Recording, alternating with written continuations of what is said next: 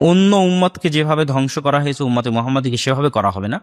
উম্মতে মুহাম্মাদীকে ধ্বংস করার ধরন ভিন্ন। যেমন নূহ আলাইহিস সালামের কওমকে ধ্বংস করা হয়েছে বন্যা দিয়ে, আদ সামুদকে ধ্বংস করা হয়েছে ঝড় এবং বিকট আওয়াজ দিয়ে, লূত আলাইহিস সালামের কওমকে ধ্বংস করা হয়েছে শহর উল্টিয়ে আকাশ থেকে অগ্নি বৃষ্টি করার মাধ্যমে, ফেরাউনের কওমকে ধ্বংস করা হয়েছে ডুবানোর মাধ্যমে। উম্মতে মুহাম্মাদী যদি কোরআনকে অবমূল্যায়ন করে তো উম্মতে মুহাম্মাদী কি দিয়ে ধ্বংস হবে?